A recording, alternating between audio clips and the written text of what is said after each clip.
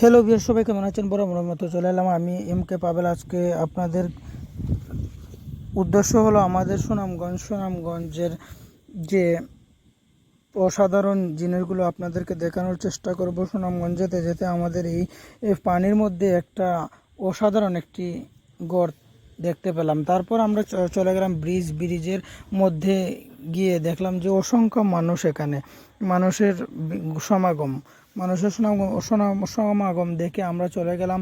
আমাদের উদ্দেশ্য হলো একটি সুন্দর অসাধারণ একটি পার্ক।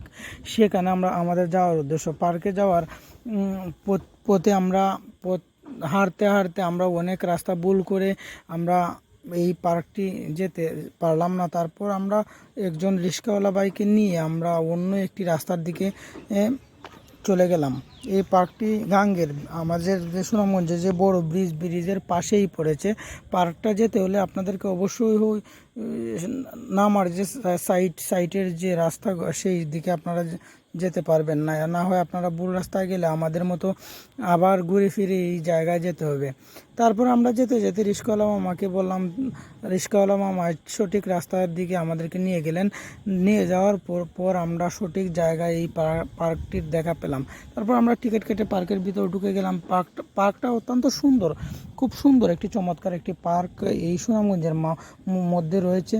তাহলে আপনাদের যেতে হবে এই সুনামগঞ্জ ব্রিজে গিয়ে বললেই হবে যে শিশু পার্ক বললে আপনাদেরকে রিক্সা নিয়ে যাবে, হয়তো 20-30 টাকা ভাড়া নিতে পারে, আপনারা ঠিক লোকেশনে পৌঁছে যাবেন। তারপর আমরা ঘুরতে ঘুরতে দেখলাম পার্কটা অত্যন্ত সুন্দর, একটি চমৎকার নদীর পাশে। খুব ভালো লেগেছে জায়গাটা অত্যন্ত নিরিবিলি পরিবেশ, অত্যন্ত সুন্দর একটি জায়গা। এই জায়গায় আমি রিকোয়েস্ট করব যারা কাপল তারা বেশিরভাগ আসতে পারেন এখানে। আমি যতটুকু দেখেছি যে যত কাপল আছে তারা সবাই এই পার্কের বসে আছে সবাই এখানে। আমি ভিডিওটা দেখাতে পারবো না কারণ এখানে নিষেধ বারণ আছে যে ভিডিও করা যায় না। তারপর আমি যতটুকু পারি আপনাদেরকে দেখানোর চেষ্টা করব।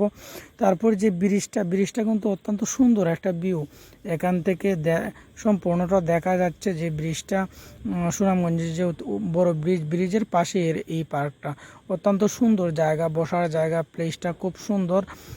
এখানে শহীদ আবু সাইদ কর্নার এই ব্রিজের পাশে। তারপর সুন্দর দৃশ্য, পার্কটা অসাধারণ একটি জায়গার মধ্যে পড়েছে। এই টিকিট কাউন্টার ঘরের দিকে আমরা কত সময় ভিডিও, এখানে আপনারা DSLR ক্যামেরা দিয়ে ছবি তুলতে পারবেন, প্রতি পিস 5 টাকা।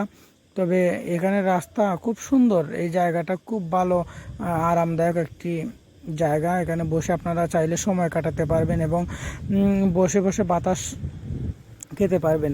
এবং আমরা ঘুরে ফিরে আমাদের খুব ক্ষুধা লেগেছে। দেখলাম যে এখানে একটা দোকান, চটপটি এবং ফুচকার একটি দোকান রয়েছে খুব। তবে এখানে ফুচকা এবং চটপটির দামটা একটু বেশি, কারণ এখানে তো আর কোনো দোকান নেই। আপনারা কাপড় নিয়ে গেলে অবশ্যই এই জায়গায় বসে খাবেন, তাই এটার দাম একটু বেশি হলো।